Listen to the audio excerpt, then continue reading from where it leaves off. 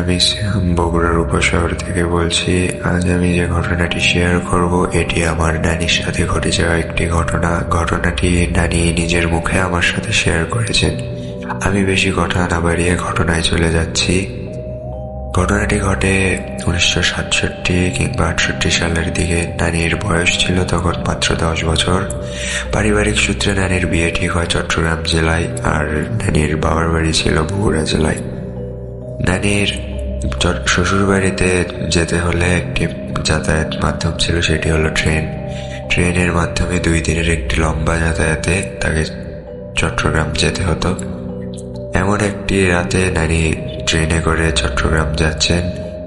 মনোরম একটি পরিবেশ, বাইরে তাকিয়ে আছেন তিনি, উপভোগ করছেন ট্রেনের যাতায়াতটি। বলে রাখা ভালো, চট্টগ্রামের আগে একটি স্টেশনে তখন ট্রেনটি থামত। নানি এমন সময় ট্রেনের জানালা দিয়ে বাইরে তাকিয়ে তিনি স্টেশন দেখছিলেন। দেখতে দেখতে এমন সময় ট্রেনটি ছেড়ে দেয়। আবার ঠিকভাবে তিনি চট্টগ্রাম গিয়ে পৌঁছান। চট্টগ্রাম যাওয়ার পরে তিনি যখন বাসায় যান তখন তার মাঝে কিছু অস্বাভাবিকতা দেখা দেয়। যেমন তার মনে হতো যে ঘুমের মধ্যে তাকে কেউ যেন উপরে তুলতো, আবার আছাড় মেরে অথবা উপর থেকে ছেড়ে দিত এবং তিনি বিছানায় এসে পড়তেন। আবার অনেক সময় তাকে বাইরে থেকে আমার নানার গলার ধরে কেউ ডাক দিত। আবার অনেক সময় এমন হতো যে নানা কিছুক্ষণ আগে তার সাথে থেকে গেছে, আর একটু পর দেখা গেছে নানা এসে আবার বলছে, এতক্ষণ তুমি কার সঙ্গে ছিলা? এমনও হওয়ার ফলে অনেকে জিনিসটা বুঝে যায় যে এটা একটা অস্বাভাবিক জিনিস। তো সেখানকার একজন কবিরাজকে ডাকা হয় পরের দিন। তার আগে বলে নিই যে এর আগে একটি ঘটনা ঘটে যায় যে নানিকে বাইরে থেকে যখন ডাকতো তখন নানি প্রায় সময় বুঝতেন যে তার স্বামী তাকে, মানে আমার নানা তাকে ডাকছে। তো তিনি একদিন করেন কি, বিষয়টি দেখার জন্য রাতে ডাকের সাড়া দিয়ে পিছন পিছন চলে যান। তো পেছন পেছন যাওয়ার পর তার শাশুড়িও তাকে ফলো করতে করতে চলে যায়। একটু দূর যাওয়ার পর তার শাশুড়ি তাকে ধরে বাসায় আনে এবং অনেক বকাঝকা করেন। যেহেতু তিনি ছোট ছিলেন, বুঝতেন না কিছু। বকাঝকা করার পর তিনি আর কি বুঝতে পারেন যে কোনো কিছুই ঠিক নয়। তাই তিনি একজন কবিরাজকে খবর দেন। পরের দিন কবিরাজ আসেন। কবিরাজ এসে নানিকে দেখার পর তিনি তার জিনদের মাধ্যমে খবর নেন যে কি হয়েছে। তো তার জিন এসে তাকে যে খবরটি দেয় এটি ছিল যে চট্টগ্রাম থেকে 2টি স্টেশন থামার পর নানি যে স্টেশনে মুখ বের করেছিলেন আর কি জানালা দিয়ে, সেখানে একটি জিন তার উপর নজর দেয় এবং জিনটির নানিকে খুব পছন্দ হয়। বলে রাখা ভালো, জিনটি ছিল একটি ভালো জিন। নানির পছন্দ হওয়ার কারণে জিনটি নানিকে বিয়ে করতে চেয়েছিল। এদিকে নানির অলরেডি বিয়ে হয়ে গিয়েছে, আর নানির শ্বশুরবাড়ির লোকেরা চায়নি যে তাকে বিপদের মুখে ঠেলে দিতে। তবে কবিরাজটি অনেক বুঝিয়ে বাজিয়ে জিনটিকে রাজি করতে পারেনি। তো পরে তিনি একটি তাবিজ করে দেন নানিকে যে এই তাবিজটি রাখতে হবে এবং খুব দোয়া পড়তে হবে। কবিরাজ একটি দোয়াও শিখিয়ে দেন। এই দোয়া পড়লে তার কোনো ক্ষতি হবে না বা জিনটি তাকে তার সঙ্গে নিয়ে যেতে পারবে না। তো তিনি বগুড়ায় ব্যাক করেন। বগুড়ায় ব্যাক করার পর তিনি আরেকটি কবিরাজের শরণাপন্ন হন। এটি তার বাবার খুব পরিচিত একজন কবিরাজ ছিলেন। সেই কবিরাজ বলেন যে এই জিনটি তাকে নিয়ে যেতে পারেনি, কিন্তু তার গর্ভে কোনো সন্তান আসলে সেই সন্তানটি পৃথিবীতে আসতে দেবে না, তার আগেই সেই সন্তানটিকে শেষ করে দেবে। তো তিনি আর কি কিছু দোয়া পড়ে দেন আর বলেন যে তার প্রথম সন্তানটি হবে একটি ছেলে সন্তান, তাকে খুব সাবধানে রাখতে হবে।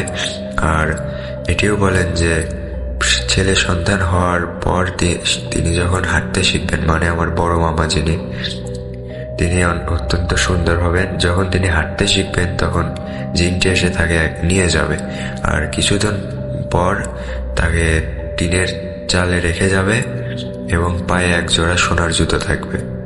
তো নানি জিনদের উপর বিশ্বাস করতে না পেরে এই কাজটি তিনি আর কি করেননি। তো বড় মামা হওয়ার পরও তার সাথে অনেক সময় জিনটি থাকতো। এমন হতো যে সবসময় নানার রূপ নিয়ে তার সাথে থাকতো। তিনি এটাও বলেন যে মাগরিবের আজান দেওয়ার সাথে সাথে জিনটি যেন তার আশেপাশে ঘোরাফেরা করতো, তার পেছন পেছন থাকতো। তিনি সবসময় জিনটিকে দেখতেন না, কিন্তু যখন দেখা দিত তখন প্রায় নানার চেহারাতেই দেখা দিত। একদিনকার ঘটনা যে প্রকৃতির ডাকে সাড়া দিতে নানি বাথরুমে যান। বাথরুম ঘর থেকে একটু দূরেই ছিল। তিনি ঘরে দেখে যান যে নানা ঘুমাচ্ছেন। তো তিনি স্বাভাবিকভাবে বাথরুমে যান। বাথরুমে গিয়ে তিনি দেখেন নানা সেখানে বসে আছেন। বসে থেকে তার কাজ সারছেন। তিনিও প্রকৃতির ডাকে সাড়া দিতে গেছেন।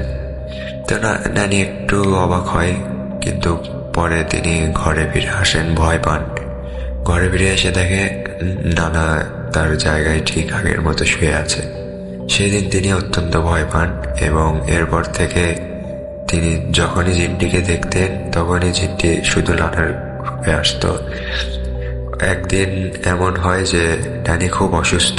সেই দিন জিনটি তাকে আর কি নিয়ে যায়। এমন ঘটনাটি ঘটে এইভাবে যে নানি শুয়ে পড়েছে অসুস্থ, জ্বর এবং অন্যান্য অনেক অসুখ। জিনটি আর কি তিনি স্বপ্নে দেখছেন যে একজন এসে পাখাওয়ালা একজন এসে তাকে উড়ে নিয়ে যাচ্ছে কোথায় জানি। নিচে দেখছেন যে জঙ্গল নদী পার হয়ে তিনি সমুদ্রের উপর দিয়ে চলে যাচ্ছেন এবং সমুদ্রের একটি জায়গায় দেখলেন যে চারপাশে শুধু পানি আর পানি। এমন জায়গায় গিয়ে তিনি থামলেন এবং জিনটি তাকে আর কি সেখানে নেমে দিল। নেমে দিয়ে তিনি প্রথমবারের মতো দেখলেন জিনটির চেহারা। তিনি বললেন যে অত্যন্ত সুন্দর একজন চেহারা বিশিষ্ট একজন মানুষ, যিনি আর কি সুমিষ্ট গলায় তাকে সেই হাসপাতাল বা যাই বলি তার ভেতরে যেতে বললেন। নানি প্রথমে একটু ভয় পেলেও তিনি তারপর ভেতরে অনেক আলো দেখতে পান, তাই নির্ভয়ে তিনি ভেতরে যান। তো তিনি বলেন যে সিঁড়িতে তিনি যখন পা রাখছেন তখন তার মনে হচ্ছে যে তুলো দিয়ে যেন সিঁড়িগুলো তৈরি। তিনি সিঁড়ি বেয়ে বেয়ে ভেতরে যান। ভেতরে গিয়ে তিনি আরো অবাক হন যে ভেতরে সুন্দর সুন্দর অনেকগুলো পরী নার্স হিসেবে কাজ করছে, অনেকগুলো জিন ডাক্তার হিসেবে। তিনি বোঝেন যে এটি একটি জিনদের হাসপাতাল বা যাই বলি। তো তাকে দেখে একজন নার্স বা পরী এগিয়ে আসেন। তার কাছে ছিল একটি নৌকার মতো পাত্র, নানি যা বলেছেন তাই। সেই পাত্রে সেই পরীটি 3টি ঔষধের বড়ি নেয় এবং তা গুঁড়ো করে নানিকে খাওয়ায় দেয় এবং খাওয়ানোর পরে জিনটি তাকে নিয়ে আবার সেখান থেকে রওনা দেয় এবং জিনটি প্রথমবারের মতো তাকে আমার নানিকে তার জিনটির বাড়িতে নিয়ে যায়। বাড়িতে নিয়ে গিয়ে নানি দেখেন যে অনেক ধন সম্পদ, সোনা দানা, এমনকি এত সুন্দর বাড়ি তিনি কখনো দেখেননি। জিনটি নানিকে আর কি তখনও প্রলোভন দেখায় যে আমার কাছে আমি তোমাকে অনেক কিছু দেব, তুমি শুধু আমাকে বিয়ে করো। কিন্তু নানি নানাকে অনেক ভালোবাসতেন, তিনি একটু লোভী হননি, তাই তিনি তার প্রস্তাবটি প্রত্যাখ্যান করেন। জিনটিও ভালো ছিল, তাই তিনি কোনো জোর না করে নানিকে আবার বাসায় রেখে যান। এইটুকু স্বপ্ন দেখে নানি যখন ঘুম থেকে ওঠেন তিনি স্বাভাবিক স্বপ্ন মনে করেন, কিন্তু তিনি সবচেয়ে বেশি অবাক হন যে তিনি যখন ঘুম থেকে উঠে আয়নায় নিজের চেহারাটি দেখেন, তিনি দেখেন তার মুখের চারপাশে সাদা কিছু পদার্থ লেগে আছে, যে মনে হচ্ছে তাকে যেন কেউ একটু আগে যে ওষুধটি খাওয়ালো সেটিই যেন তার মুখে লেগে আছে। এবং তিনি তখন শিওর হন যে যা ঘটেছে এটি স্বপ্ন ছিল না, অবশ্যই সত্যি ছিল। তিনি নানাকে বিষয়টি বলেন এবং নানা বলেন যে এটা কাউকে বলবে না, এই ব্যাপারটা কাউকে বলার প্রয়োজন নেই, তোমাকে অসুখে হয়তো জিনটি সাহায্য করেছে। এবং অবাক করার বিষয় যে এর পরের কিছুদিন পরেই নানির অসুখ ভালো হয়ে যায় এবং তিনি মারাত্মক একটি ব্যাধি থেকে মুক্তি পান। এভাবে জিনটি তাকে প্রায়ই সাহায্য করত, তার সাথে থাকতো। এরপর আরেকদিনকার ঘটনা যে নানির আরো একটি অসুখ হয়, যে অসুখটা অনেক কবিরাজ অনেক ডাক্তারকে দেখিয়েও ভালো করা সম্ভব হয়নি। তো তিনি একদিন ঘুমের মধ্যে দেখতে পান যে স্বপ্নে তাকে বলছে যে তার বাসা থেকে একটু দূরে একটা গাছ, ওই গাছের পাতা যদি তিনি রস করে খান তো তার অসুখটি অবশ্যই ভালো হয়ে যাবে। কিন্তু স্বপ্ন থেকে ঘুম থেকে উঠে নানি বুঝেন তিনি আর কি গাছটির সম্বন্ধে বিষয়টা ভুলে যান, তার আর কি কিছু মনে ছিল না। তো যখন তার অসুখটা আরো বেড়ে যায়, তিনি আর কি অনেক কাহেল হয়ে পড়েন, তখন জিনটি নিজে তাকে ওই গাছের পাতার রস দিয়ে এনে রাতের বেলা খাওয়ায়। তো জিনটি নানিকে অনেক ভালোবাসতো, তার জন্য অনেক কিছু নিয়ে আসতো, তার রোগে অনেক সাহায্য করত। এমনকি নানি আমাকে বলেছে প্রায় সময় জিনটি এমন এমন মিষ্টি আনতো যেগুলো নানি কখনো খায়নি। এক থালা ভর্তি মিষ্টি এনে দিত, যেগুলো আর কি নানি বলেছে যে মানুষের তৈরি করা সম্ভব না। এমন মিষ্টি এনে নানিকে খাওয়াতো এবং নানি পেট ভরে খেত। এবং তখন থেকে নানির আর কি দিনের বেলা ভাত খেত না বা দুপুরের বা রাতের খাওয়া খেত না, কারণ যে মিষ্টিগুলো খাওয়াতো এগুলো একটু খেলে নানির পেট ভরে যেত। এমন হতে হতে অনেক দিন জিনটি তার সাথে ছিল, তাকে অনেক সময় তার এখানে ওখানে নিয়ে যেত। এমন একদিনকার ঘটনা আছে, জিনটি তাকে তার শহরে বা জিনটির দেশে একবার নিয়ে যায়। সেখানে গিয়ে তিনি এটিও হয়েছিল আগেকার ওই ওষুধ খাওয়ানোর মতো, স্বপ্নের মতো। তিনি সেখানে যান, গিয়ে দেখেন মানুষের মতো একটি এলাকা, কিন্তু অনেক সুন্দর, এমন সুন্দর যে তিনি কখনো কল্পনাও করেনি। ছায়াছবি বা বিভিন্ন জায়গাতেও এমন কিছু দৃশ্য তিনি দেখেননি। এমন জায়গায় তাকে নিয়ে গিয়ে একটি বাড়িতে নিয়ে যায়। সেখানে দেখেন যে অনেক লম্বা লম্বা জুব্বা পরা অনেক মানুষ বা জিন যেটাই বলি সেগুলো। তাকে দেখে তারা একটু অবাক হওয়ার চোখে তার দিকে তাকিয়ে থাকে। তো যে জিনটি নানিকে নিয়ে যায় তিনি আর কি তাকে একটি রুমে নিয়ে যান। সেই রুমটিও ছিল অনেক সুন্দর। সেখানে নিয়ে গিয়ে নানিকে তিনি অনেক ধন সম্পদ দিতে চান, কিন্তু নানি সেগুলো নেয়নি ভয়ে, যে নানা সবসময় তাকে বারণ করেছেন যে জিনটি যাই দিতে যাক তুমি সেটা নেবা না, এতে করে আমাদের সন্তান বা কোনো কিছু সে চাইতে পারে। তাই তিনি সেগুলো নেননি। পরে জিনটি তাকে অনেক কিছু খেতে দেয়, তিনি খান এবং এভাবে তাকে রেখে যায় জিনটি। আর এভাবে অনেক সময় জিনটি তাকে তার দেশে নিয়ে যেত, তাকে অনেক কিছু খেতে দিত। নানির সাথে জিনটি প্রায় 2016 কিংবা 17 সাল পর্যন্ত ছিল। এরপর জিনটিকে আর কখনো নানি দেখতে পায়নি। নানি ছোটবেলা থেকে অনেক পরহেজগার ব্যক্তি, তাই তাকে কোনো প্রকার ক্ষতি বা তাকে তুলে নিয়ে যাওয়া এই কাজটি কখনো করতে পারেননি।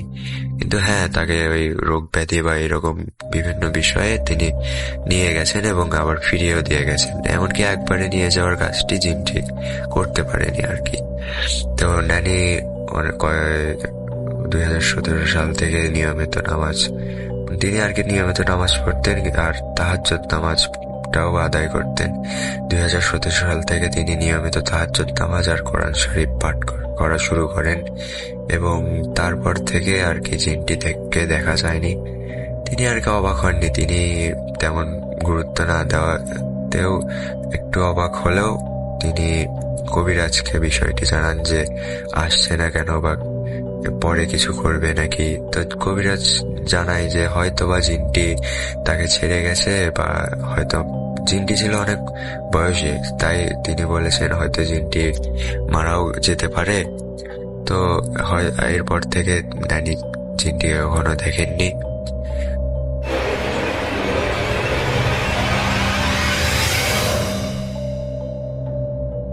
আশা করি সবাই ভালোই আছেন। আমার নাম হচ্ছে ইউক। অ্যাকচুয়ালি এটা আমার রিয়েল নাম না, কিন্তু প্রাইভেসি কারণে এটা নাই বললাম। শুরুতে অ্যাকচুয়ালি আমি ক্ষমা চাচ্ছি, কারণ আমার বাংলা অত ফ্লুয়েন্ট না, কেননা আমি আমার বলতে গেলে সারা জীবনই বিদেশে বড় হয়েছি। আর কারেন্টলি আমার আন্ডার গ্রাজুয়েট স্টাডি কমপ্লিট করার জন্য কিংস কলেজ অফ লন্ডনে মেডিকেল ইঞ্জিনিয়ারিং নিয়ে পড়তেছি। আর পড়াশোনার পাশাপাশি অ্যাকচুয়ালি আমি পার্ট টাইম জবও করি। এই ঘটনাটা আজকে আমি আপনাদের সাথে শেয়ার করব। ম্যাক্সিমাম পার্টটা আমার একটা কলিগের সাথে হয়েছে, কিন্তু এর কিছুটা আমিও ফার্স্ট হ্যান্ড এক্সপিরিয়েন্স করেছি। তো ঘটনা যাওয়ার আগে আমার যে জব ডিসক্রিপশনটা দিলে ভালো হবে। আমি একটা সেফটি অ্যান্ড সিকিউরিটি অফিসার হিসাবে একটা কোম্পানির জন্য কাজ করি। তো আমাদের যে মেন কোম্পানি, তাদের সাথে ধরেন বিভিন্ন অফিস আদালত, ওয়্যার হাউস, কনস্ট্রাকশন সাইটের সাথে তাদের একটা কন্ট্রাক্ট আছে। তো আমাদেরকে বিভিন্ন সময় এক এক জায়গায় পাঠানো হয়, ওখানে সিকিউরিটি অফিসার হিসাবে কাজ করি। যেমন ধরেন সিসিটিভি ক্যামেরা মনিটরিং করা, মানুষ আসা যাওয়া করতেছে তাদের রেকর্ড রাখা। সো বলতে গেলে জেনারেল বিল্ডিং সাইট সেফটি, যে মেক শিওর করা যে সবাই ফলো করতেছে। তো আমি ধরেন গত 4-5 মাস ধরে লকডাউনের কারণে আর কাজ করা হয় নাই, কিন্তু এই যে লাস্ট উইক অফ অগস্ট থেকে আবার শুরু করলাম। তো এবার আমার শিফট পড়লো সেন্ট্রাল লন্ডন ইউস্টনে একটা অফিসে। তো ওখানে যাওয়ার পরে দেখলাম আমি আর আরেকটা কলিগকে সারা বিল্ডিং এর দায়িত্ব দেওয়া হলো। লকডাউনের কারণে অফিসগুলো খোলা ছিল না, তো আমাদের শিফটটা কোয়াইট রিল্যাক্সিংই ছিল। আর বিজি না থাকার কারণে ধরেন কথাবার্তার মধ্যেই কেটে গেল। তো আমি আমার কলিগের বেশ কিছু ইনফরমেশনই জানতে পারলাম। সে ছিল নাইজেরিয়ান, তার নাম হচ্ছে মুস্তাফা আকবর, কিন্তু গত 30 বছর ধরেই তিনি লন্ডনেই আছেন, আর 20 বছর ধরে এই সিকিউরিটি কাজ করতেছিলেন। তো ভালোই আর কি, ভালোই আমাদের কথাবার্তা হলো ভালোই। তো এমনি করতে করতে শনিবার আমার ওই উইকের জন্য ওখানে লাস্ট ডে শিফট ছিল। আর এমন সময় লাঞ্চের সময় আমরা কথা বলতেছি, আর আমার অফিস থেকে একটা কল আসলো। আমাকে বলতেছে, আমাদের একটা অফিসার দরকার সোমবার দিন নাইট শিফটে, একটা হোস্টেল আছে ওখানে আমরা যেতে হবে। তো আমি চিন্তা করলাম সোমবার দিন যদি আমি নাইট শিফট করি, পরের দিন মঙ্গলবারে তো আমি আর এখানে আসতে পারবো না যেখানে শিফট করতেছি।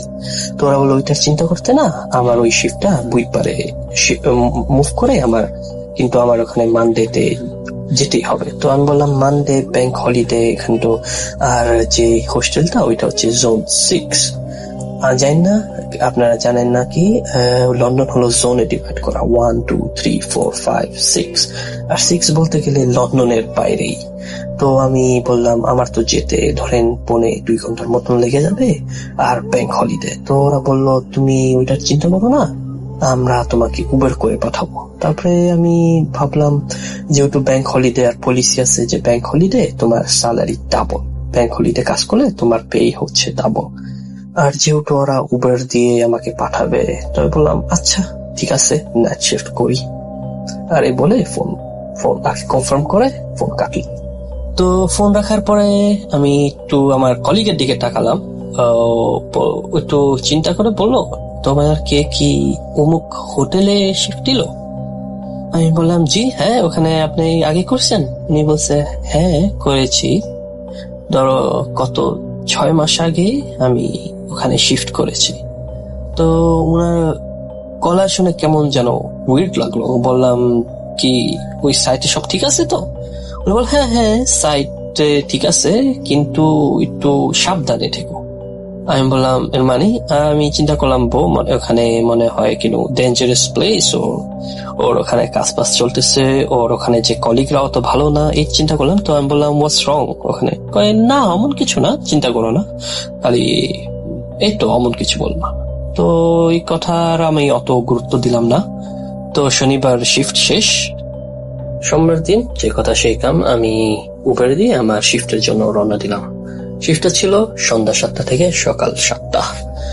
আর যেহেতু ব্যাংক হলিডে ছিল, রাস্তাঘাটে যানজট না থাকার কারণে আমি সাইটে যেয়ে পৌঁছালাম রাফলি 20 মিনিটস আর্লি। তো যেহেতু 20 মিনিট হাতে ছিল, আমি চিন্তা করলাম আমার সাথে ফ্লাস্ক করে কফি আছে, আর বিল্ডিং এর সামনে নোটিস করলাম একটা বেঞ্চ আছে, তো ভাবলাম ওই বেঞ্চে বসে কফিটা খেয়ে তারপরে ভিতরে যাব।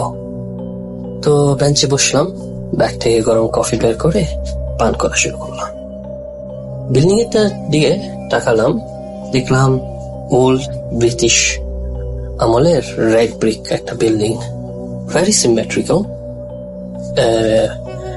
মাঝখানে এন্ট্রেন্স, আর এন্ট্রেন্সের উপরে নোটিস করলাম একটা পাথরের একটা টাইলসে 1876 লেখা।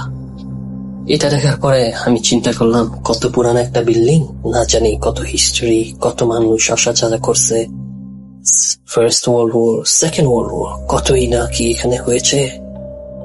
তো এটা চিন্তা করতে করতে যতই না বিল্ডিং এর দিকে তাকাচ্ছি, ভিতরে কেমন যেন একটা অস্বস্তি ফিলিং বাড়ছে, আনইজ, কেমন যেন লাগতেছে, আমার ফিলিংসটা ভালো না।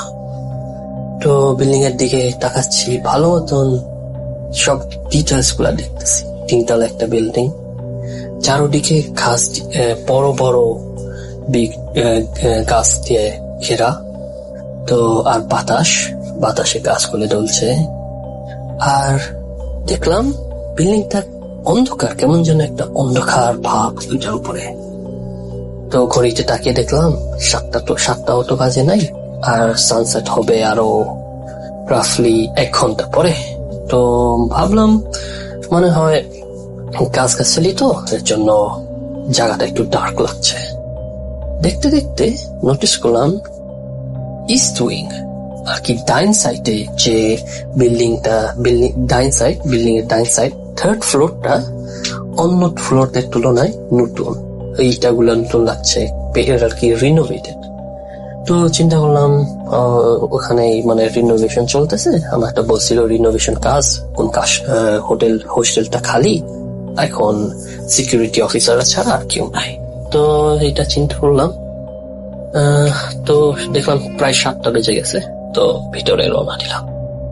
ভিতরে যাওয়ার পরে ডিউটি ম্যানেজারের সাথে পরিচয় হলো, তিনি বাঙালি একটা আঙ্কেল।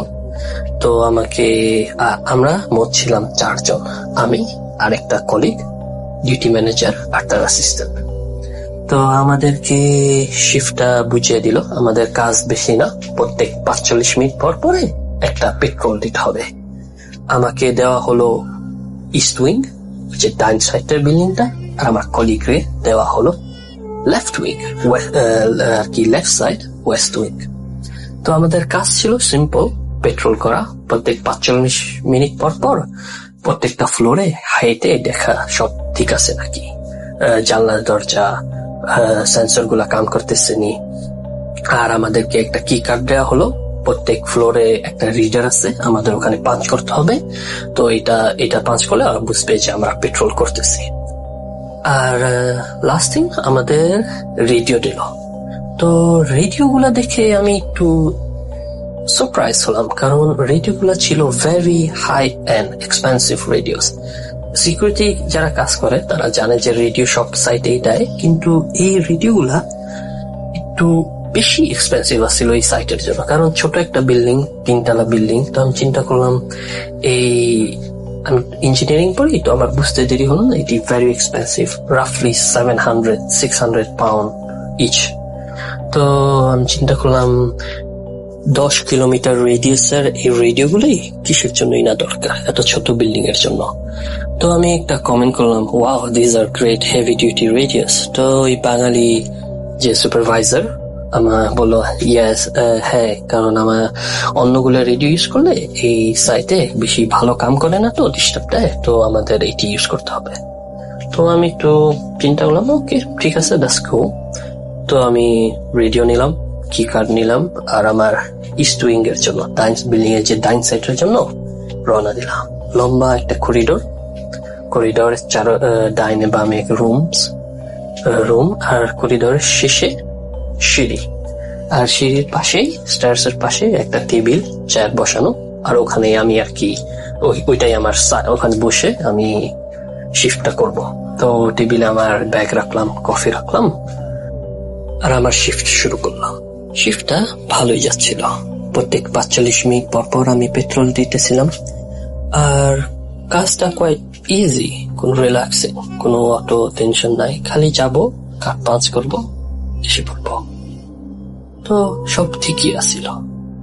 তারপর ঘড়িতে সময় 3:15, আরেকটা পেট্রোলের টাইম হয়ে গেল। তো কি কার্ড নিয়ে আমি রওনা দিলাম। Level 1 clear, level 2 clear. তারপরে আমি লেভেল 3 এর জন্য রওনা দিলাম। লেভেল 3 তে এবার আসার পরে কেমন যেন একটা অনুভূতি হলো। ওই যে বাইরে বসে যে বিল্ডিং এর দিকে তাকিয়ে তাকিয়ে আমার ভিতরে কেমন একটা ডিপ্রেশন, স্যাডনেস, আনহ্যাপিনেস ফিলিংটা আবার এসে পড়লো। আমি চিন্তা করলাম, এটা তো একটা নতুন ফ্লোর, রিনোভেটেড, কিন্তু কেমন যেন হাহাকার, নীরব একটা পরিবেশ। তো বেশি না চিন্তা করে আমি লম্বা করিডোরে হাঁটা শুরু করলাম। হাঁটতেছি আর অটোমেটিক লাইটটি চলে উঠতেছে, সামনে অন্ধকার, পিছু লাইট। তো হাঁটতে হাঁটতে করিডোরের মাঝ বরাবর যখন আসলাম, হঠাৎ করে আমার নাকে একটা স্ট্রং ধোঁয়ার গন্ধ আসলো। কি যেন চলছে, কি যেন বার্নিং হচ্ছে। তো আমি তাড়াতাড়ি আলার্ট হয়ে যে দরজা আমার পাশে ছিল ওইটারে তাড়াতাড়ি খুলে ভিতরে ঢুকে দেখলাম কিছুই নাই। রুমটা পুরা খালি, ফার্নিচার এখন তো কিছুই রাখা হয় না। তো আমি তো অবাক হলাম, কারণ আমি শিওর ওই গন্ধটা এখন আমার নাকে বেজে আছে। তো আমি তাড়াতাড়ি রেডিও অন করলাম আর বললাম, control please, are you receiving, can you check level 3 sensors? Control, hello control, receiving. রেডিওর দিকে তাকালাম, দেখলাম রেডিওটা কেমন কাম করছে না। আমি কোয়াইট অবাক হলাম, কারণ এটি ভেরি হাই এন্ড রেডিওর স্ক্রিনটা কেমন যেন জাম্পিং করতেছে। আপনারা মনে হয় জানেন, যেমন টিভি ও মনিটরের ভিডিও কেবলটা যদি একটু লুজ হয়ে যায়, স্ক্রিনটা কেমন যেমন জাম্পিং করে, কালার চেঞ্জ হয়, সেমনি এই রেডিওর স্ক্রিনটা এমন করতেছে। তো আমি আর একটু অবাক হলাম। তো যেহেতু আমি এই ধোয়ার গন্ধ পেলাম, তো তাড়াতাড়ি করে আমার কন্ট্রোল রুমে যেতে হবে। তো আমি দৌড় দিলাম। দৌড় দিয়ে নিচে কন্ট্রোল রুমে এসে বললাম, please can you check the carbon monoxide sensor level 3 east wing, maybe there is a fire.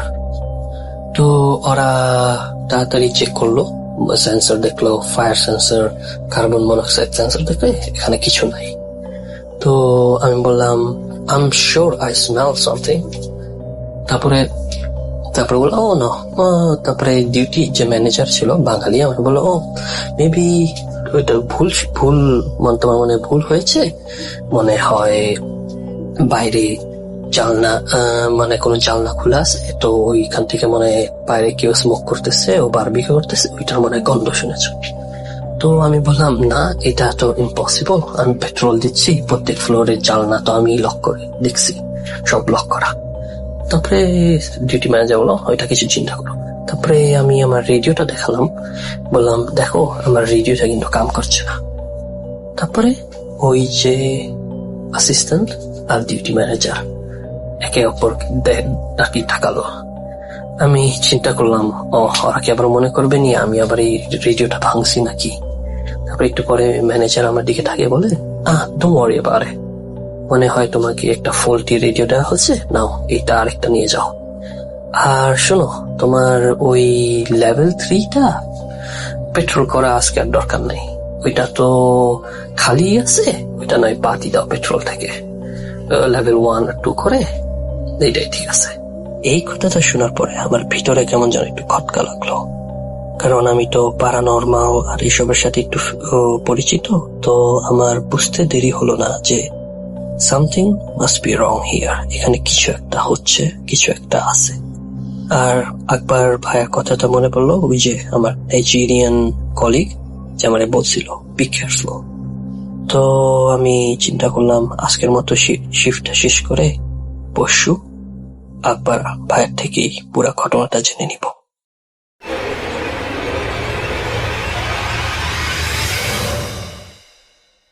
Hello listeners, আমি অরিজিৎ বিশ্বাস। আমি ইন্ডিয়ার ওয়েস্ট বেঙ্গলের ছোট্ট একটি জেলা দক্ষিণ দিনাজপুরের ছোট্ট একটি শহর গঙ্গারামপুরে থাকি। আশা করি সকলেই ভালো আছেন। এবার চলে আসি আজকের যে ঘটনার কথা বলবো সেই ব্যাপারে। ঘটনাটি ঘটেছিল আমার শাশুড়ি মায়ের সাথে, আর তাও প্রায় 35-40 বছর আগের ঘটনা এটি। শাশুড়ি মায়ের কাছে আমি যেভাবে শুনেছি সেটা আমি নিজের ভাষায় বলছি। আমার শাশুড়ি মা প্রথমবার যখন প্রেগনেন্ট ছিলেন তখনকার ঘটনা এটি, এবং এই ঘটনাটি ঘটে বালুরঘাট হসপিটালে। বালুরঘাট হসপিটাল মানে আমাদের জেলার যেটা সদর শহর, সেই শহরের যে সদর হসপিটাল সেখানকার ঘটনা এটি। আমার শাশুড়ি মা তখন 6 বা 7 মাসের প্রেগনেন্ট, এবং কিছু শারীরিক জটিলতার কারণে তাকে হসপিটালে অ্যাডমিট করাতে হয়। সে সময় চিকিৎসা ব্যবস্থা বা হসপিটালের চেহারা আজকের মতো এতটা ভালো ছিল না। যথারীতি বেশ কয়েকদিন আমার শাশুড়ি মাকে হসপিটালে থাকতে হয়। এখনকার দিনের মতোই ওই সময়ও রুটিন মাফিক ব্রেকফাস্ট, দুপুরের মিল এবং রাতের ডিনার নির্দিষ্ট সময়ে দেওয়া হতো, এবং পেশেন্ট পার্টির সাথে যারা থাকতো আর কি, মানে পেশেন্টের সাথে যারা থাকতো তাদের মধ্যে কেউ গিয়ে সেই খাবারটা নিয়ে এসে পেশেন্টকে খাওয়াতেন। সেরকম ভাবেই দিন চলছিল আর কি। এর মধ্যে যখন আমার শাশুড়ি মা কিছুটা সুস্থ হয়ে ওঠেন তখন নিজে গিয়েই খাবার আনতে শুরু করেন। হসপিটালের যে ম্যাটারনিটি ওয়ার্ডে তিনি থাকতেন সেখান থেকে একটি প্যাসেজের মধ্যে দিয়ে যাওয়া আসা করতে হতো। একদিন আমার শাশুড়ি মা ওই পথ দিয়ে যখন যাচ্ছিলেন তখন একজন মহিলাকে তিনি সেখানে দেখতে পান। কিছুটা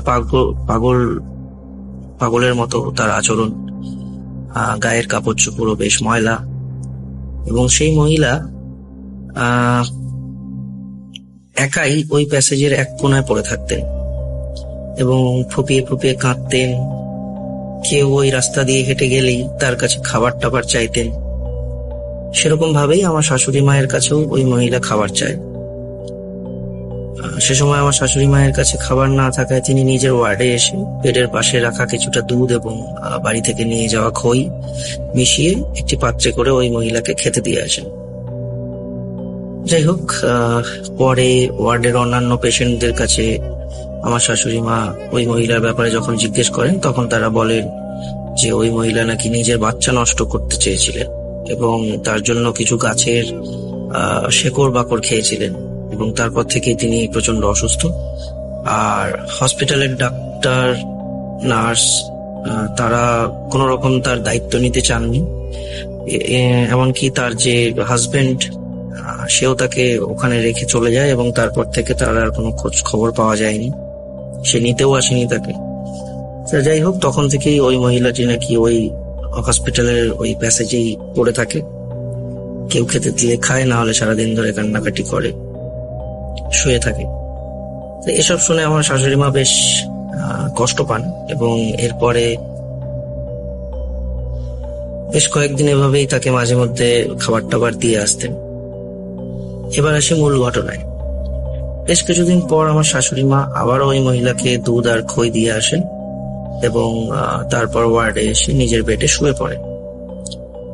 সেদিন রাতের দিকে আমার শাশুড়ি মায়ের চোখ হঠাৎ নিজের বেডের উল্টো দিকে যে ভেন্টিলেটর ছিল তার পাশে যে একটি কাঁচের জানালা ছিল সেখানে যায়, এবং তিনি খেয়াল করেন যে ওই মহিলা কাঁচের মধ্যে মুখটা চেপে তার দিকে তাকিয়ে অদ্ভুত কিছু মুখভঙ্গি করছে।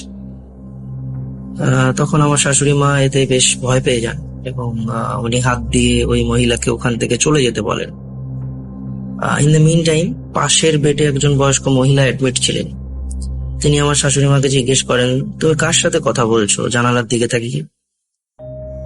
তখন আমার শাশুড়ি মা নর্মালি ওই বয়স্ক মহিলাকে জানান যে ওই পাগলি মহিলাটি কাঁচের জানালায় মুখ দিয়ে আমাকে ডাকছে, ওকেই যেতে বলছি। এটা শোনার সাথে সাথে ওই বয়স্ক মহিলা আমার শাশুড়ি মাকে বলেন যে তুমি আমার বেডে একটু এসো তো, আমার শরীরটা ভালো লাগছে না। তো আমার শাশুড়ি মা তখন উঠে গিয়ে ওই পাশের বেডের মহিলার কাছে যান, এবং তখন ওই বয়স্ক মহিলা আমার শাশুড়ি মাকে জিজ্ঞেস করেন, তুমি কি কিছু জানো না? আমার শাশুড়ি মা তখন বলেন যে কোন ব্যাপারে। ওই মহিলা তখন বলেন যে আজ বিকেল নাগাদ ওই পাগলি মহিলাটি মারা গেছে, মরার সময় খুব চিৎকার করে নাকি জল চাইছিল। তো এটা শোনার সাথে সাথে আমার শাশুড়ি মা বুঝতে পারেন যে এটা প্যারানর্মাল কিছু একটা ঘটছে, এবং তিনি এতটাই ভয় পেয়ে যান যে তার প্রচন্ড বমি হতে শুরু করে।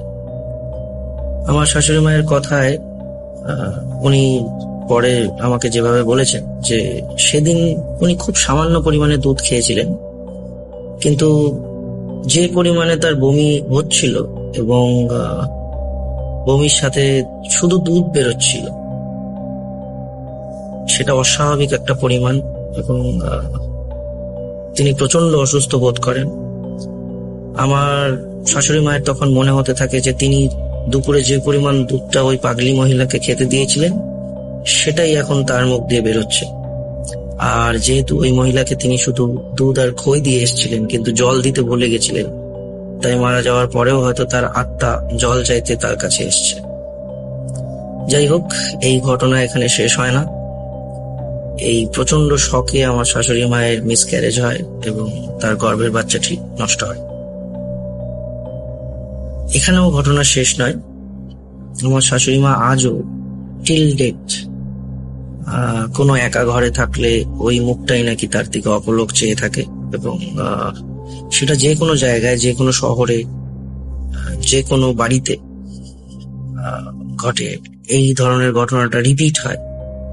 একা ঘরে থাকলেই বেশ রাতের দিকে আমার শাশুড়ি মা ওই মুখটা দেখতে পান, এবং একইভাবে কাচের মধ্যে বা জানলা দিয়ে উঁকি মেরে তার দিকে তাকিয়ে থাকে ওই মুখটি, এবং হাত পা নাড়িয়ে কিছু বলতে চায়, এবং সাথে ওই ফুপিয়ে ফুপিয়ে কান্নার আওয়াজটা হয় আর কি। তাই এখন আমার শাশুড়ি মা কোনো মতেই কোথাও কোনো হোটেল বা রিলেটিভের বাড়িতে গিয়ে কখনোই একা ঘরে থাকতে পারেন না। যাই হোক, এটাই ছিল আমার আজকের ঘটনা। সবাই খুব ভালো থাকবেন, সাবধানে থাকবেন, আর আমার শাশুড়ি মায়ের জন্য প্রার্থনা করবেন যাতে তাকে আর এসব এক্সপিরিয়েন্স না করতে হয় ভবিষ্যতে। যাই হোক, টাটা।